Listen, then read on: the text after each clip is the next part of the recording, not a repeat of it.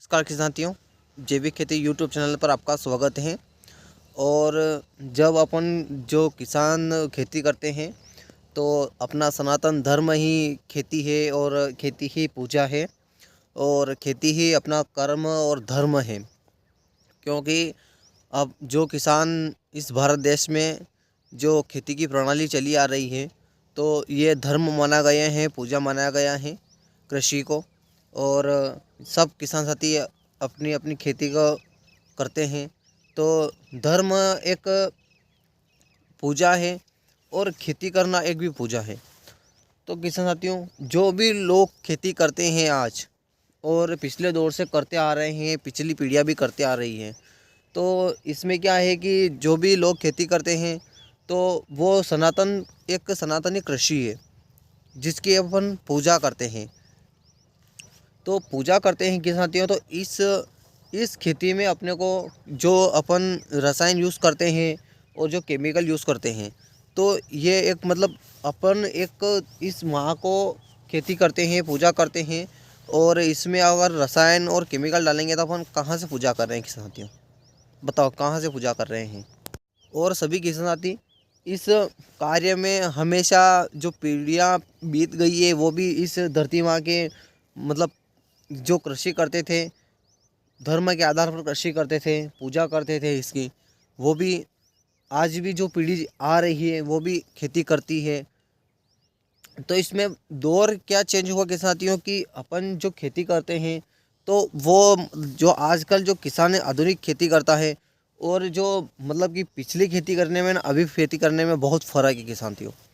क्योंकि अभी क्या है किसान साथियों कि जो लोग अपने इस धरती माँ को जैसे कि केमिकल रिसाव करते हैं, इसमें ये जंतुनाशक कीटनाशक कोई भी रिसाव करते हैं तो इसमें जो जो मिट्टी है वो बंजर बन रही है धीरे धीरे। क्योंकि अपन इस धरती माँ को माँ मानते हैं, पूजा करते हैं, धर्म समझते हैं और इसी पे अपन जहर छिड़क रहे हैं, जहर डाल रहे हैं, यूरिया डाल रहे हैं, डीएपी डाल रहे हैं, ना जाने कौन कौन से पदार्थ आ रहे हैं वो डाल रहे हैं। तो ये चीज़ें अपने को नहीं करना है। क्योंकि हर किसान का संकल्प उद्देश्य एक ही होना चाहिए कि हम खेती करें तो धर्म के आधार पर करें, सनातन संस्कृति के आधार पर करें। हम कोई भी चीज़ बाजारू चीज़ ना लाएं, इस पे ना डालें। क्योंकि इसको कोई भी केमिकल यूरिया डीएपी अन्यथा कोई भी चीज़, बहुत सारे कीटनाशक, हज़ारों कीटनाशक आते हैं, कोई ज़रूरत नहीं है इनको डालने की।